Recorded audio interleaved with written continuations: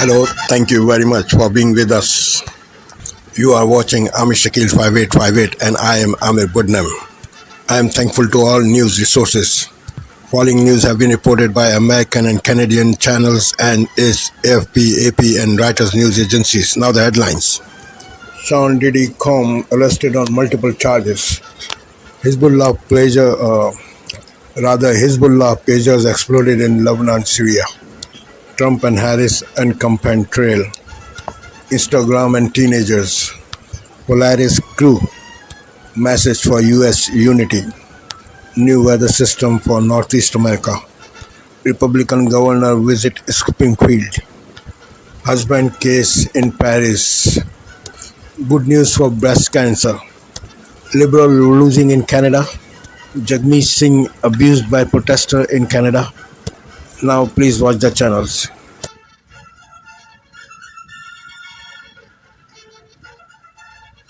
Tonight, Sean Diddy Combs behind bars facing federal charges of sex trafficking and racketeering. The music mogul today pleading not guilty, but the judge denying bail hours after his arrest at a New York hotel. The indictment describing Combs as the head of a criminal empire who abused and coerced women to take part in drug-fueled sex parties with male prostitutes that he often filmed, plus the caches of guns and drugs allegedly seized from his properties.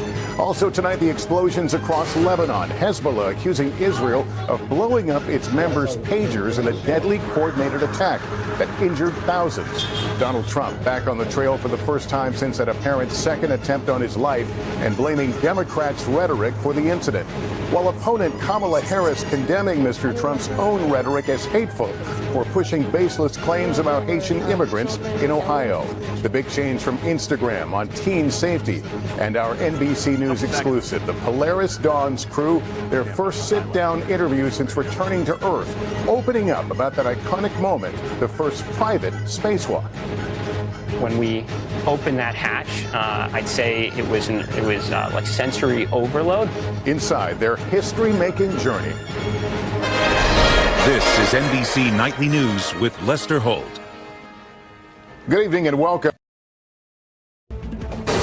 Tonight, Hezbollah vows revenge after hundreds of pagers explode at the same time, wounding thousands and killing about a dozen. Why the terror group blames Israel for the coordinated, sophisticated attack. No bail for Sean Diddy Combs after pleading not guilty to sex trafficking and racketeering charges. The shocking accusations in the indictment. Mr. Combs is a fighter. He's going to fight this to the end. And tonight's Eye on America. During this especially divisive election cycle, meet the man with the unique solution to bring the country together. As Americans, we really are all in the same boat together. The CBS Evening News starts now.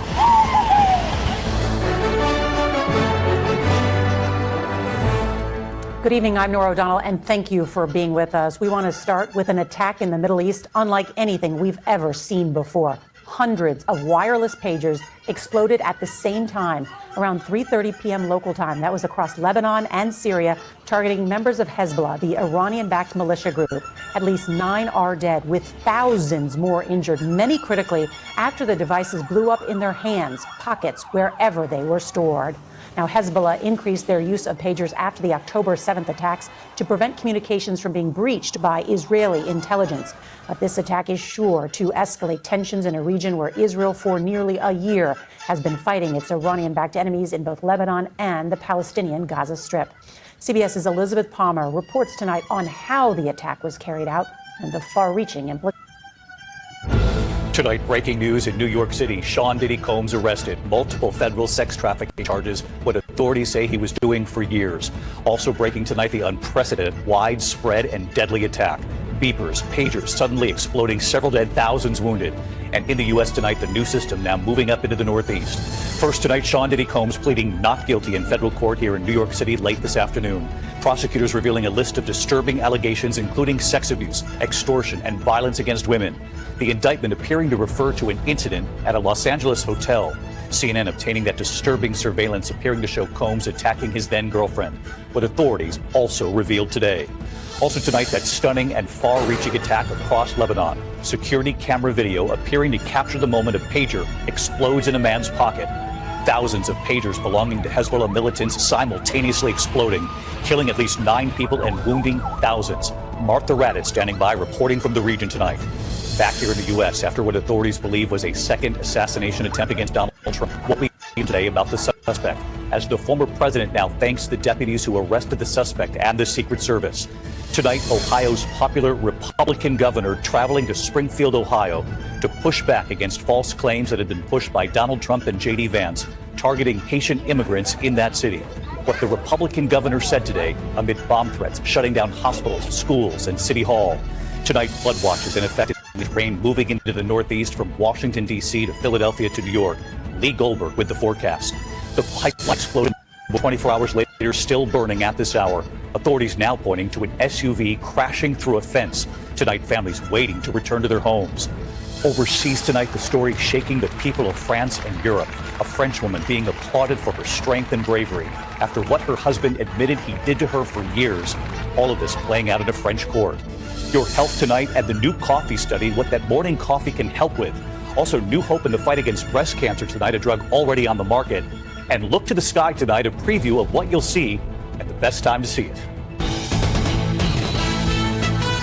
From ABC News World Headquarters in New York, this is World News Tonight. All right, joining us now on the phone to react to the most recent assassination.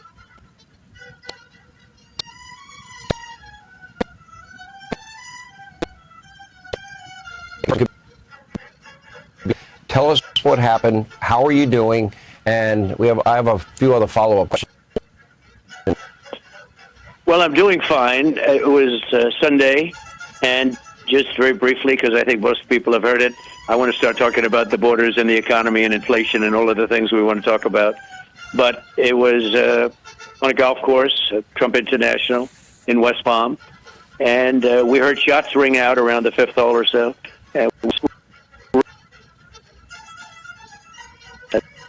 They would caught somebody a couple of holes in advance and protect.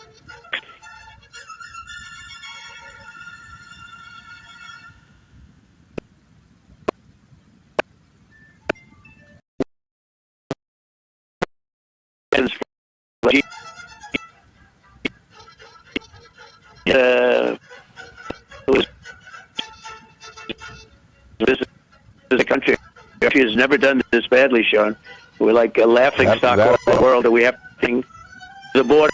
What's happening in Ohio, Colorado, and every other state is just crazy. It's like a takeover of our country by people that are coming in, and they're coming in with guns, or they're getting guns after they get in. They have the most powerful weapons you can have.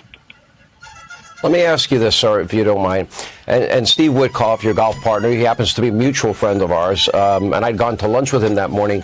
He described in great specificity the incredible reaction time, heroism of these Secret Service agents that were surrounding you that day and how quickly they got on top of you, got you out of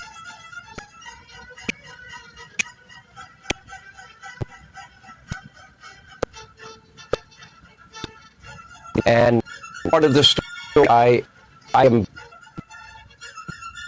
country has such incredible is a great story. But here's what troubles. In Buffalo, PA, we had a sniper who was able to get on a roof within 130 yards and come within a millimeter of taking your life. In this situation, it is a well-known area that is treed, as you pointed out, with what's on it. And this guy, according to reports, might have been there for 12 hours, phone pinged the area for 12 hours ahead of time, 30 in the morning. And so obviously there was some type of coordinated planned attack or anticipation you'd be playing golf or something. The problem is he got within 300 yards of you with an AK-47 with a scope. Now, what I don't understand, and Eric, your son doesn't understand, and Laura doesn't understand, and many of your family members don't understand, is when you have a treat area that is known for paparazzi taking videos and pictures of you when you're playing golf, because that's the only area on the golf course they would ever have the ability to do that. Why wasn't that area swept? Why weren't there agents on the outside making sure nobody would go in the bushes? Why weren't the bushes checked? To me, that is a colossal failure. And that concerns. And former President Trump is blaming Democrats after the second apparent assassination attempt against him. In an interview with Fox News Digital yesterday, Trump pointed the finger at President Biden and Vice President Harris, claiming their rhetoric is causing him to be shot at. He claimed Biden and Harris are, quote, destroying the country both from the inside and out. He later warned on social media, quote, because of this communist left rhetoric, the bullets are flying. Inflammatory, and it will only get worse. Trump's running mate, J.D. Vance, also echoed those remarks while speaking in Atlanta last night. You know, the big difference between conservatives and liberals is that no one has tried to kill Kamala Harris in the last couple of months, and two people now have tried to kill Donald Trump in the last couple of months. I'd say that's pretty strong evidence that the left needs to tone down the rhetoric and needs to cut this crap out. Somebody's going to get hurt by it, and it's going to destroy this country. All of us. And I promise I will do my part to tone down rhetoric, but in particular, the people telling you that Donald Trump needs to be eliminated, you guys need to cut it out or you're going to get somebody hurt. Well, this is what you would call gaslighting. The first, and let's bring around the CEO of the Messina Group, Jim Messina. He served as White House Deputy Chief of Staff to President Obama and ran the 2012 re-election campaign. He's co-chair of the New Democracy Defenders Super PAC, whose goal it is to combat Republican-led voter suppression efforts. I'm not going to even respond to the hypocrisy. I'll just read from the New York Times this morning. Peter Baker, in his latest analysis for the New York Times titled Trump Outrage in the Modern Era of Political Violence, Peter Baker writes this in part: at the heart of today's eruption of political violence is Mr. Trump, a figure who seems to inspire people to make threats or take actions both for him and against him. He has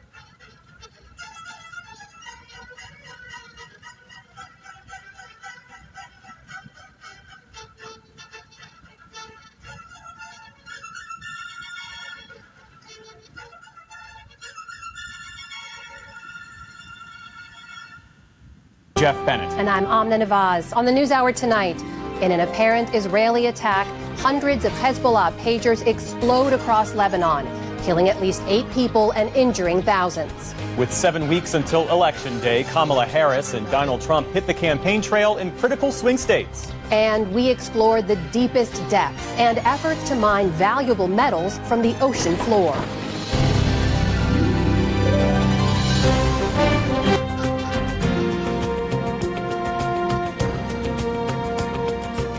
Hi, Vanessa Ruiz in for Stephanie Tsai with NewsHour West. Here are the latest headlines. In Central Europe, major cities are bracing for the worst flooding in years to head downstream. In Budapest, along the Danube, soldiers filled sandbags to keep the river from overflow. Alert will stay in place until Thursday. The U.S. Senate rejected a motion today on whether to consider legislation that would protect in vitro fertilization, or IVF. The final tally was 51 to 44. 60 votes were needed in favor to open debate on the measure. It was a chance for Democrats to put Republican lawmakers on the record and draw a contrast between Kamala Harris and Donald Trump on the issue. Majority Leader Chuck Schumer spoke before the vote. And expanding insurance coverage for IVF is not a partisan issue. A survey from Pew Research showed 7 in 10 Americans say access to IVF is a good thing. Just 8% oppose it. 8%. Earlier this year, the Alabama Supreme Court ruled that frozen embryos can be considered children under state law. Several clinics canceled the treatments. The state's Republican-led legislature then enacted a law to provide legal protections for those providing IVF services.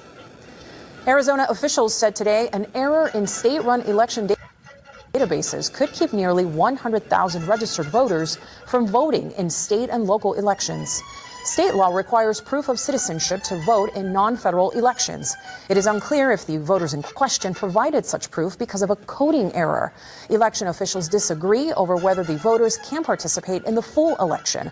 A special action was filed today to put the issue before the state Supreme Court. New details are emerging about the company behind the Titan submersible that imploded last year on its way to the Titanic wreckage site. Former Ocean Gate Operations Director David Lockridge told a Coast Guard hearing today that the company's co-founder, Stockton Rush, who died in the accident, put profits over safety. Cost cutting, bad engineering decisions. I'd say that's the two main things. There was a big push to get this done, and a lot of steps along the way were missed. The vessel imploded in June of last year, killing all 5 people on board. Instagram is rolling out a new type of account for teenagers. As of today, new users under the age of 18 will be placed into private accounts automatically. This means teens will only receive messages from those they follow or are connected to. So-called sensitive content, like people promoting cosmetic procedures, will be limited. And teens will be notified if they've been using the app for more than an hour. The new policy comes as Instagram parent company Meta faces dozens of lawsuits that say its social media platforms can be addictive and hurt children's mental health. So to come on the News Hour, hip-hop mogul Sean Diddy Combs is arraigned in federal court on sex trafficking charges.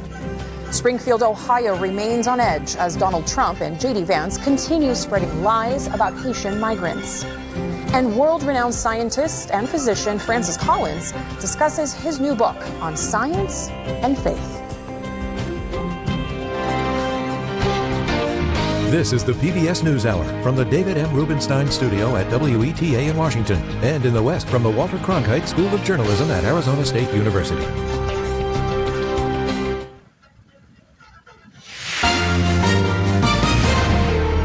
On this Tuesday night, the Liberals lose more by-elections. The pressure on the Prime Minister. Someone who can really inspire Canadians is Justin Trudeau. And the Liberals' surprise move to offer the opposition a non-confidence vote, which could trigger an election next week.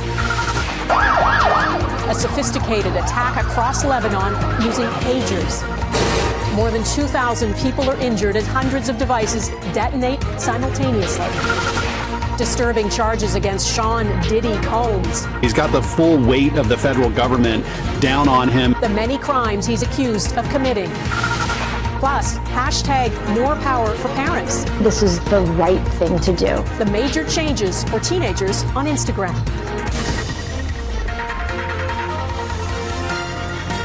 Global National with...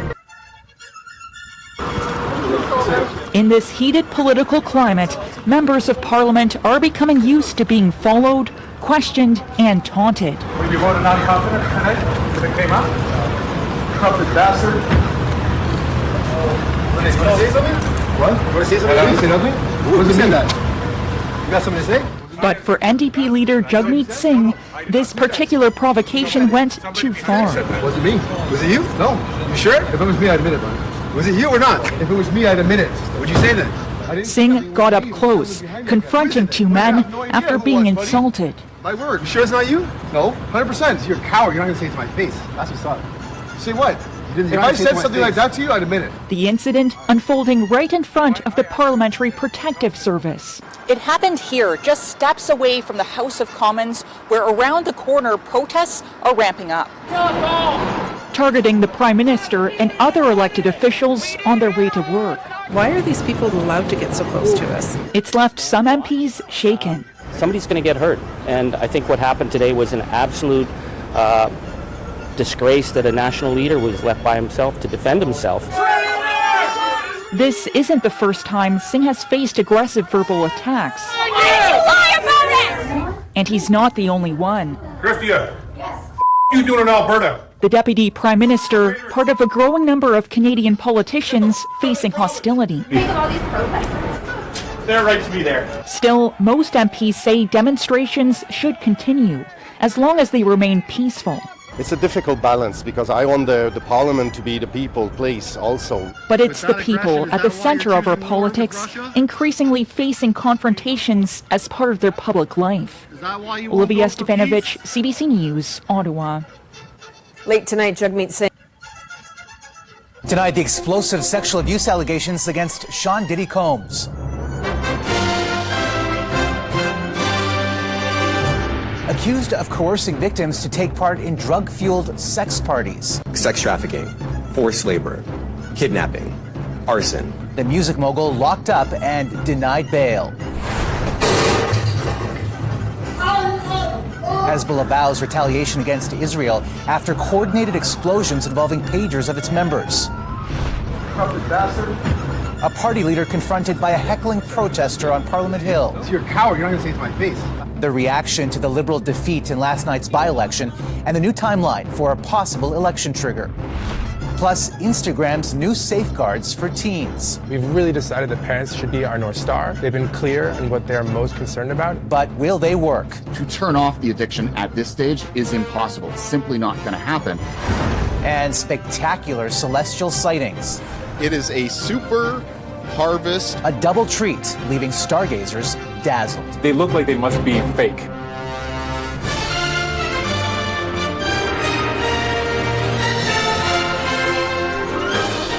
CTV National News with Omar Sachedina. Thank you for sparing your precious time. This is Amir Shakil. Have a good life. Bye-bye.